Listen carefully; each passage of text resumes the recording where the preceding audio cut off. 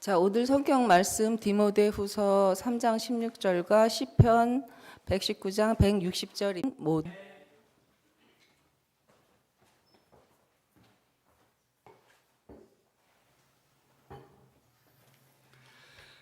예, 감사합니다.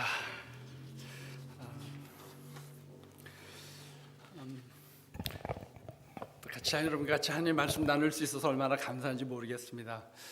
저는 오랫동안 이렇게 우리 교회 표가 다시 기초를 든든히라는 표를 가지고 한 해가 시작이 되어졌는데 이것에 대한 말씀 한번 전했으면 좋겠다라는 생각을 했다가 우리의 삶 가운데 신앙생활하는데 가장 기초적인 부분이 무엇일까, 그 기초를 든든히 해야 될 것이 무엇일까 생각하다가 하나님의 말씀이 아닌가라는 생각이 들었어요.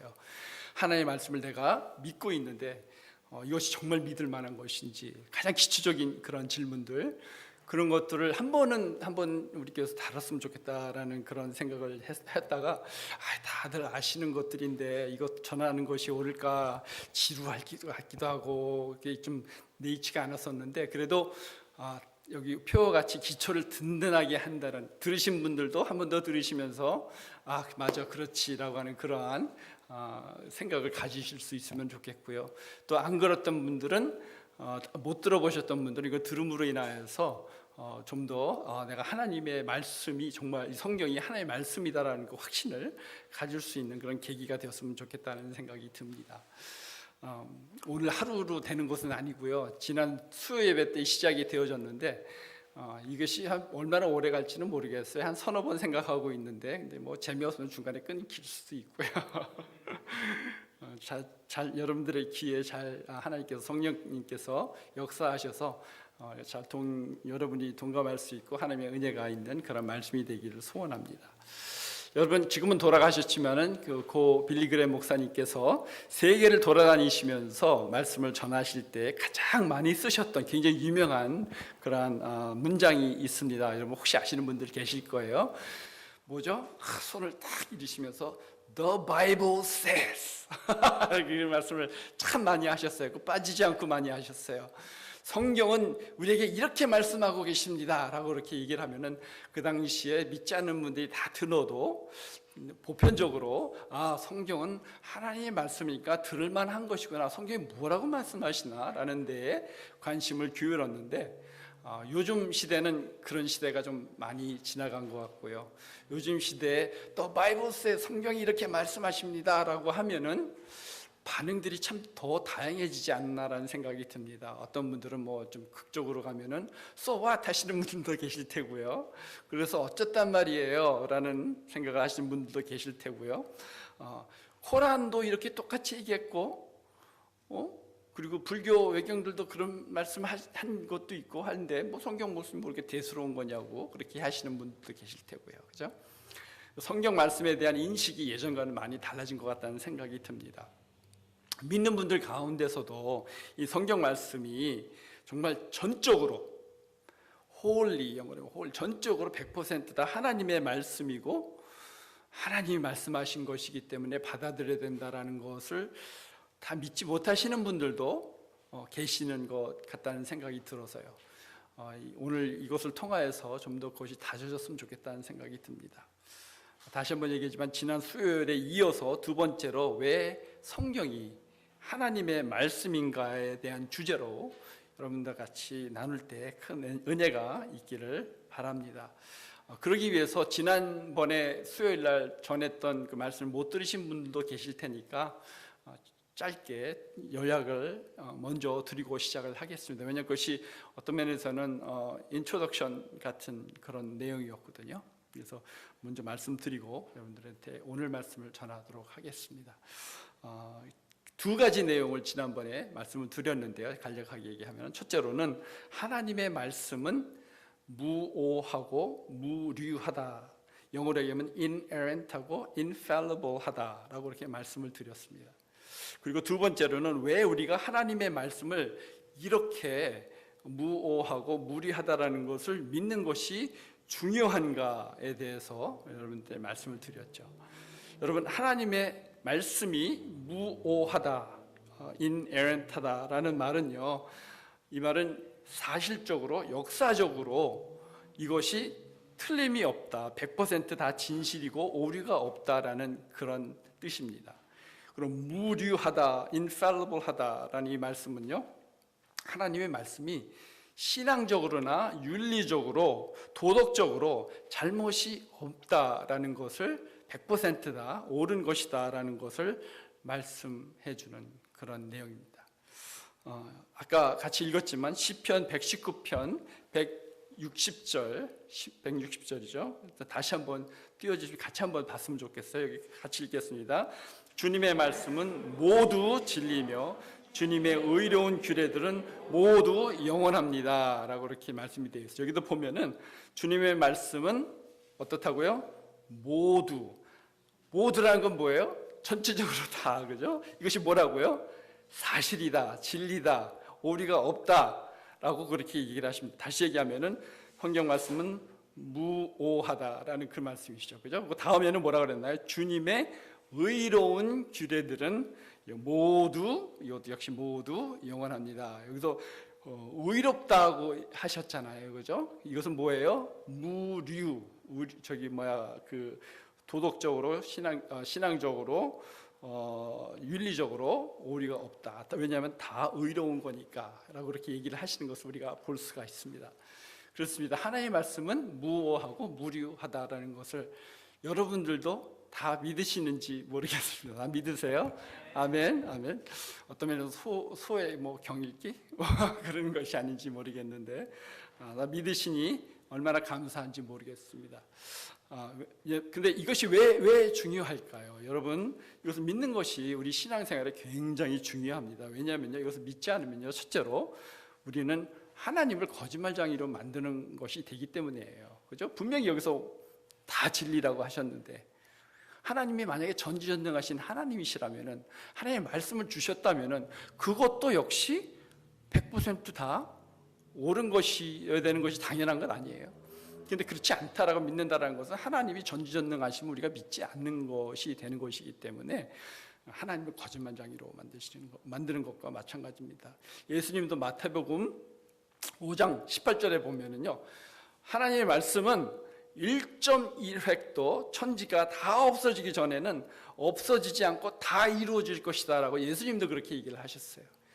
예수님도 완전히 이 하나님의 말씀이 가장 1점 하나 1획 조그만 요드, 히브리어로 요드인데 그 모든 것들이 다 하나님의 말씀이고 천지가 없어지기 전에는 이것이 다 없어지지 않을 것이고 다 이루어질 것이다 라고 예수님도 그렇게 얘기를 하셨습니다. 여러분, 성경을 통해서 우리가 하나님을 알아요. 그죠? 성경을 통하지 않고서는 우리가 하나님을 알 수 있는 방법이 없습니다. 또 이 성경을 통해서 우리는 하나님의 역사를 알고요, 하나님의 사랑을 알고요, 하나님의 죄사함을 알고요, 하나님의 구원을 알고요, 하나님께 어떻게 영생을 얻을 수 있는지, 천국에 갈 수 있는지, 이 모든 것들이 다 어디서 나온 거예요? 하나님의 말씀에서 나온 것입니다. 근데 여러분, 만약에 어떤 거는 하나님의 말씀이고 어떤 거는 하나님의 말씀이 아니고 하면은, 아니 어느 기준으로 어떤 것은 하나님의 말씀이고 어떤 것은 하나님의 말씀이 아니고 하실 수 있겠어요? 만약에 부분적으로 그렇게 한다면은 더 이상 이 말씀이 긴가민가 해지는 거죠. 이게 진리인가 아닌가 모르게 되기 때문에 하나님의 말씀을 전적으로 우리가 믿는다라는 것이 굉장히 우리 신앙의 가장 기본적인 믿음이 될 수가 있다라는 것입니다. 문제는 어떻게 믿느냐, 이게 왜 어떻게 하나님의 말씀이냐, 이것을 증명을 하는 것이 중요한 것이겠죠, 그죠? 그래서 오늘은 한 가지만, 제가 사실상 3가지, 4가지 준비를 했는데 오늘 시간적으로 오늘 침례 받는다고 줄여달라고 하셔서 다 말고 한 가지 딱 전해드리고요, 다음 기회가 또 되면은 나머지 것들도 사실상 여러 가지 더 해야 되는데 하루 이틀 사이에 끝날 것은 아닙니다. 그래서 언제까지 갈지는 모르겠어요. 아까 말씀드렸듯이. 하지만은 하나님께서 허락해 주시는 대로 여러분같이 조금씩 나눴으면 좋겠다는 생각이 듭니다. 하나님의 말씀인 것을, 성경이 하나님의 말씀인 것을 하기 전에 먼저 여러분들에 대한 그 오해를 한 가지 풀고 넘어가야 될 것 같다는 생각입니다. 성경이 하나님의 말씀이다라는 것을 증명한다고 하면은 보통 많은 분들이 그러면 이거 과학적으로 이걸 어떻게 증명해 주겠구나라고 그렇게 생각하시는데, 여러분 죄송하지만은 성경은 과학적인 방법으로 증명할 수 없습니다. 코바 무슨 성경이 하나님의 말씀이야라고 생각하실지 모르겠지만은 전혀 그렇지가 아니에요. 왜냐하면은 정말 과학적인 방법으로 무엇인가를 증명한다라는 것은요, 이런 전제와 진행이 이루어져야 합니다. 과학적인 방법으로 증명을 한다라는 것은요, 첫째로 어떤 이론이나 어떤 가설, 영어로 얘기하면은 theory나 hypothesis가 먼저 존재해야 합니다. 예를 들자면은, 아주 쉽게 예를 들자면은, 나무는 물에 던지면은 물에 뜬다라는 이런 어떤 가설이 있다 생각을 해보세요. 이걸 증명을 해야 될 거 아니에요, 그죠? 근데 과학적으로 증명을 하는 방법은 어떻게 해야 되냐면은 controlled environment, 어떤 실험실이죠. 어떤 실험실에 어떤 배스톱이나 뭐 풀장에 가가지고서는 물을 어느 정도 채워놓고 맨날 며칠 여러 종류의 나무들을 가지고 가서 이것을 물에 10번씩 담궈봤더니 나무가 다 뜨더라. 이거 어떤 뭔가 이렇게 재건시킬 수 있는 어떤 상황이 된 거죠, 그죠? 그러므로 그런 데이터를 수집을 해서 나중에 결론을 내는 것이 고로 나무는 물에 뜬다라고 하는, 그때는 이제 theory가 아니죠, 법이 되는 거죠, 그죠? 그렇게 증명을 하는 것이 과학적인 방법인데, 성경 말씀을 그렇게 할 수 있나요? 성경에 나온 이 사건들을 여러분 재건시킬 수가 있나요? 없죠. 그렇기 때문에 과학적으로는 성경이 하나님의 말씀이라는 것을 증명할 수가 없어요. 근데 성경만 그런 것이 아니에요. 우리의 일상생활 속에 일어나는 일들, 역사들, 그런 거 보면은요, 마찬가지예요.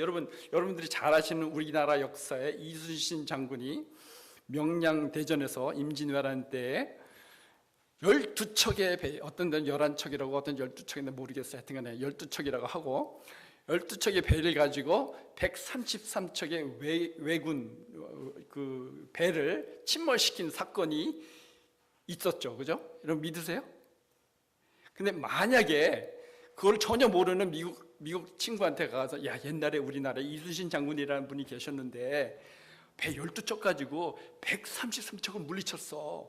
그러면은 모르는 사람들은 에이 무슨 소리 하는 거야, What are you talking about? Prove it 할 거 아니에요, 그죠? 근데 그걸 여러분 과학적인 방법으로 증명할 수 있어요? 못해요. 왜냐하면 재건시킬 수 없기 때문에. 그렇지만은 우리는 믿어요. 왜요? 다른 방법으로 증명할 수 있는 길이 있기 때문에 그렇습니다. 어떤 길인가요? 영어로 얘기하면 eyewitness account, 그것을 본 사람들이 역사책에 기록을 한 거예요. 근데 그것도 한 명이 아니라 여러 명이. 그것도 보면은 뭐 옛날에 조선실록이나 궁중기록들, 또 뭐 다른 역사책들, 또 이순신 장군이 직접 쓴 난중일기, 뭐 그런 데서 이런 사건들이 나오면은 여러 군데서 이런 똑같은 것들을 멘션을 하니까, 기록을 보니까 정말 이루어졌구나 하는 그런 것을 우리가 알 수가 있습니다. 문제는 이 기록한 이 내용들이 얼마나 믿을 만한 것인가가 문제겠죠, 그죠? 기록한 사람이 어떤 사람인지, 이 사람 정말 믿을 만한 사람인지, 이 사람은 어떤 바이어스를 가지고 쓴 사람은 아닌지, 그죠? 그리고 다른 책들, 아까 얘기했지만 여러 책 한 군데서만 나오면 좀 모르잖아요, 그죠? 근데 여러 책에서 이것이 멘션이 되고 있는지, 그런 것들을 보고, 특별히 진짜 치명적으로 이건 진짜다라고 할 수 있는 것은 일본 역사에 이것이 나오냐 안 나오냐, 그걸 보면은 확실하죠. 왜냐하면 적국인데 적국에서 이런 일이 있었다라는 것을 멘션을 하면은 그야말로 진짜 있었던 현실이다라는 것을 우리가 알 수가 있는 것이죠. 그래서 그런 방법으로 아이위트니스 어카운트로 증명할 수 있고요. 또 한 가지 방법은 법정에서 쓰는 방법이 있습니다. 법정에서는 어떤 사건을 증명하기 위해서 두 가지를 쓰는데 internal evidence, 내적 증거들을 저는 뭐가 아니라 잘 모르겠지만 찾는다고 합니다. 그거는 그 사건에서 일어난 그 내부적인 사건들을 조사를 함으로써 진짜인지 아닌지, 피가 어떻게 튀었고 살인 사건이면은요 그런 것들을 조사함으로써 이거 진짜 일어난 사건이다, 누가 범인이다라는 것을 증명을 하는 방법이 있고요. 그 외에 외부적인 방법이 있습니다. external evidence. 그거는 목격자가 있는지, 그 사건의 바깥에서 정황적으로 볼 때 어떤지, 그런 것들을 조사를 해서 증명을 하는 이 두 가지 방법이 있고요. 책인 경우, 이런 책인 경우에는 bibliological evidence라는 것이 또 있습니다. 이 세 가지를 제가 다 다루지는 않고요. 여기서 internal evidence 하나만 다루겠는데 그것도 하나만 다루겠습니다. 너무 이거 다 하면 시간이 오래 걸리기 때문에 그렇게 안 하고요. 하나만 다루는데요. 가장 대표적인 거 하나를 다루겠습니다. 그건 뭐냐면요, 이 성경이 하나님의 말씀인 것을 가장 대표적으로 증명하는 것 중에 하나가 뭐냐면요, 성경의 통일성입니다. 여러분, 성경이 어떻게 기록되어지고 또 그것이 어떻게 보존되어지고, 이것이 보존되어진 것 그 자체만으로도 엄청난 일이거든요. 어떻게 기록되고 보존되어지고 어떻게 그것이 모아지고 지금까지 왔는지, 그것들을 조사를 해보면요, 이거 하나님의 말씀이지 않고는 이거는 불가능하다, 이건 진짜 하나님의 말씀이다라는 것을 우리가 알 수가 있습니다. 여러분, 성경이 대략 몇 년 걸쳐서 기록되어진 책인지 아시나요? 보통 1600년, 1500, 1600, 좀 짧게 하면 500년, 1600, 1500년이야, 1600년이야, 거기니까요, 그죠? 걸려서 쓰여진 책입니다. BC 1500년서부터 AD 100년, 그 사이에 쓰여진 책이에요. 참 오래 걸려서 쓰여진 책이죠. 그리고 참 엄청난 고서예요, 고서. 2000년 전에 쓰여진, 제일 마지막에 쓰여진 2000년 전에 쓰여진 책이에요. 그런데 이 책이 이렇게 보존이 되었다? 그거 있을 수 없는, 여러분 우리나라 역사 가운데 2000년 전이면 삼국시대인데 그때 있는 기록들이 얼마나 많이 남아있나요? 많지 않아요. 정말로 옛날 그때 당시의 기록들은요, 여기서 조금, 여기서 조금, 여기서 조금, 그렇게 다, 그것이 나중에 비블리올로지컬 에비던스 하게 되면은 거기에 그것도 자세하게 다루겠지만은 이것이 보존되어진 것만 놓고도 기적입니다, 기적. 근데 그것만이 아니에요. 여러분 읽어보셔서 알겠지만은, 성경 읽어보면은요, 이게 BC 1500년, 지금 3500년도서부터 2000년 전에 마친 건데, 지금 여러분들이 읽으시니까 이것이 무슨 소리 하는 거야? 그렇게 느껴지시나요? 성경 읽어보시니까 여러분 어떠세요? 얼마 전에 쓰여진 책 같지 않으세요? 우리의 삶 가운데 이 모든 것이 다 렐레벤트하게 다가오는 것을 우리가 볼 수가 있습니다. 이것이 가능해요? 이것도 기적입니다. 성경에 기록되어진 그 연대만이 아니라 그 기록자들을 봐도 그래요. 여러분, 기록자들 대충 몇 명 되는지 아세요? 40명입니다. 40명의 인물이 이 책을 기록을 했는데요. 그것도 이분들이 다 보면요, 다 천차만별 다 달라요. 이들의 직분도 틀리고, 신분도 틀리고, 기록 연대도 틀리고, 환경도 틀리고, 기록 목적도 틀리고, 다 다릅니다. 왕도 있고, 의사도 있고, 농부도 있고, 세리도 있고, 선지자, 총리, 율법사 등등등등 다 달라요. 그리고 이분들이 서로 같은 동시에 산 사람들이 별로 그렇게 많지 않아요. 신약시대 좀 몇 분 하고 빼놓고는 서로 만나본 적도 없어요. 서로 같이 모여가지고서는 계획도 안 했고요, 이걸 어떻게 편집할지 계획도 안 했어요. 얘기도 안 했어요. 근데 누군가가 이 쓰여진 책들을 다 이렇게 한번 모아서 딱 보니까, 와, 어떻게 이럴 수가 있을까? 이게 기적이 아니에요? 그리고 기록 장소도 다 달라요. 3대륙에서 퍼져서 있던 것들이에요. 아시아, 유럽, 아프리카, 이게 같이 쓰여진 책이 아니거든요. 어디서 여기서 쓰고, 여기서 쓰고, 저기서 쓰고, 그런 것들을 모은 거예요. 세 개의 언어로 쓰여졌어요. 기록 환경도 달라요. 어떤 광야에서 쓰여지고요, 그죠? 모세오경 같은 거는 광야에서 쓴 거잖아요. 어떤 것은 궁전에서 쓰여졌고요, 어떤 것은 감옥에서 쓰여졌고요, 적군에서 쫓기면서 쓴 책도 있고요, 전쟁에 승리한 다음에 기뻐가지고서는 막 쓰는 것도 있고요, 이것저것 떠돌아다니면서 사도 바울 같은 분들은 여기저기서 편지 쓰는 것을 모은 것이 성경책입니다. 나라가 멸망하는 가운데 울면서 쓴 것도 이 성경책입니다. 근데 읽어보니까 여러분 어떠세요? 66권, 성경 66권이 한결같이 마치 한 사람이 쓴 것 같이 통일성을 가지고 공통된 주제를 가지고 쓰여진 것, 이것이 기적입니다. 여러분, 한번 이것을 제가 좀 우리한테 이해가 되기 위해서 제가 한번 이것을 좀 약간 좀 바꿔서 한번 생각을 해봤어요. 여러분, BC 1500년이면요 우리나라 역사에, 저도 잘 몰라요, 초등학교밖에 안 나왔어요, 한국에서. 근데 1500년, BC 1500년 우리나라 역사는요 고조선 시대라고 합니다. 얼마나 오래된 건지 저는 잘 감이 안 오는데요, 고조선 시대에 이것을 쓰기 시작해서요 AD 100년이면요 삼국시대 초창기, 삼국시대가 이제 시작되어진 그때에 성경이 끝났습니다. 근데 한번 상상을 해보세요. 처음에 1500년 전에 어떤 분이 고조선의 시조에 대해서 어떻게 시작이 되었는지에 대해서 다 기록을 합니다. 어떤 분은 또 그 고조선 시대에 전쟁이 막 일어나는 가운데 그걸 또 이렇게 기록을 합니다. 또 그때 당시 일본이 어떻게 되는지 모르는데, 만약에 일본이 있었다고 하고 일본하고 싸워서 포로가 돼서 일본으로 가요. 그래서 한국말 다 거기서 자녀들이 태어나고 그 2세가 일본 말로 막 한국에 대해서 막 씁니다. 그래서 언젠가 어떤 분이 이런 기록들을 다 모아가지고서는 딱 읽었는데, 이야, 이럴 수가 있어?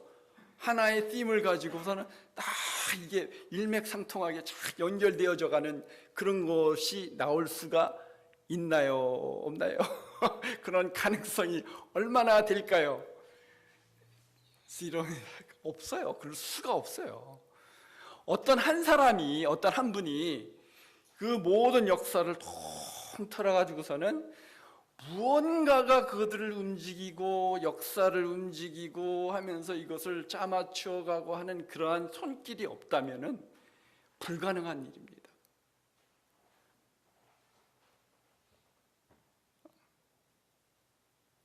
절대로 있을 수 없는 일이죠. 여러분, 성경은 처음부터 끝까지 한 가지의 공통된 주제가 분명히 있습니다. 그 주제가 무엇인지 아세요? 예수 그리스도이십니다. 창세기부터, 창세기도, 레위기도, 민수기도, 이게 뭐 이런 게 다 있어 읽으셨겠지만은 그 모든 것이 다 예수 그리스도에 대한 기록이라는 것입니다. 여러분, 누가복음 24장 44절에서 48절에 예수님께서 이런 말씀하셨어요. 이게 언제냐면요, 예수님이 부활하신 후에 천국 올라가시기 전에 이렇게 얘기를 하십니다. 한번 읽어주시겠어요? 제가 잘 안 보여서. 예수께서 그들에게 말씀하셨다. 내가 전에 너희 그때 너희에게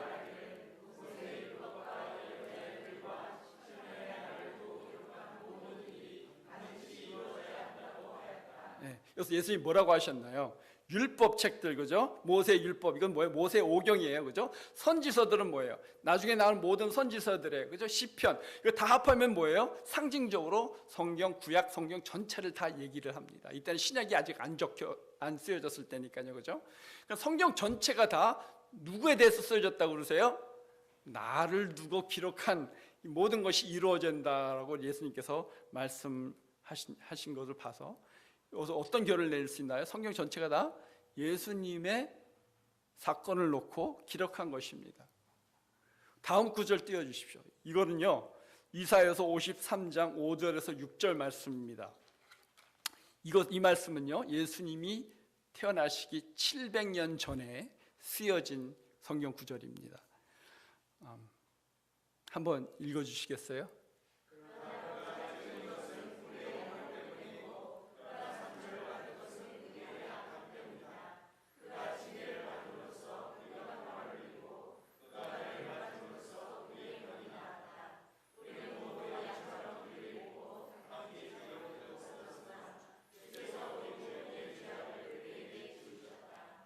아멘. 여러분 이거 읽으면은 누구에 대해서 얘기한 것이라 확 떠오르죠? 예수님에 대해서, 그죠? 이것이 우리만의 생각이 아니에요. 유대인들에게도 이 말씀을 읽어주면은요, 그들도 다 이거 예수님에 대한 얘기인데라고 얘기를 한답니다. 그래서 이 이사야서 53장은요 금지장이에요. 이스라엘 유대인들은요 이 장을 읽을 수가 없어요. 성경에서 그걸 뜯어냈어요. 이거 읽으면 예수님에 대한 것을 분명하게 알 수가 있으니까.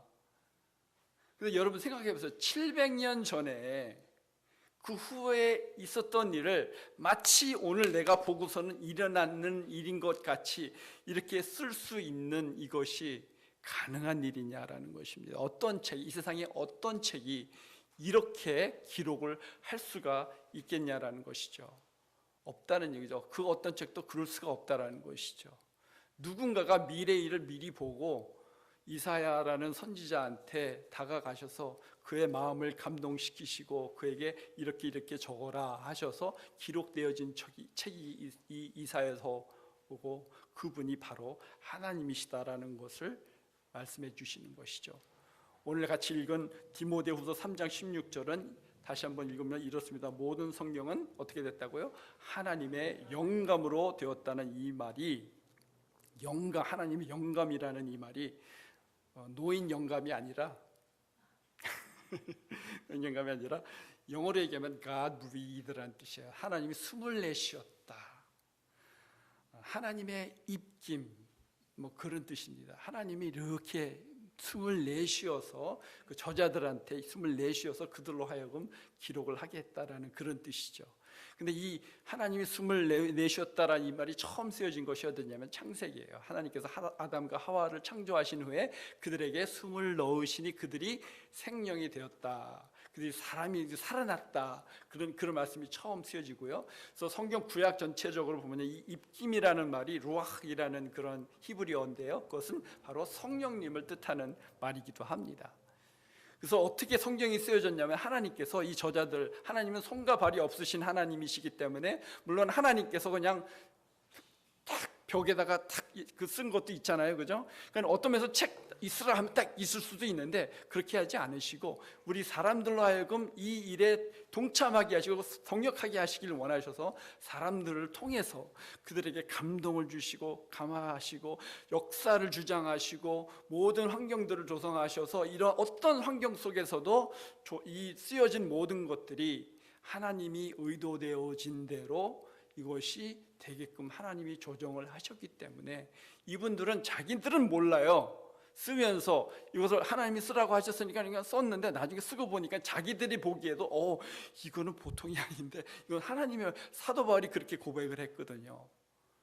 자기도 써놓고 보니까 야 이거 진짜 신기하네 라고 고백을 할 수밖에 없는 그런 것이라는 것이죠. 그래서 그들의 배후에서 하나님께서 역사하셔서 하나님께서 이 모든 것을 쓰신 것이기 때문에 이 모든 것이 다 사람이 쓴 책이 아니라 하나님의 말씀이다라고 우리가 얘기를 하는 것입니다. 그것이 가능해요? 불가능한 일입니다. 하나님이 하셨으니까 하는 것이에요. 그래서 이거를 어떻게 설명을 할까?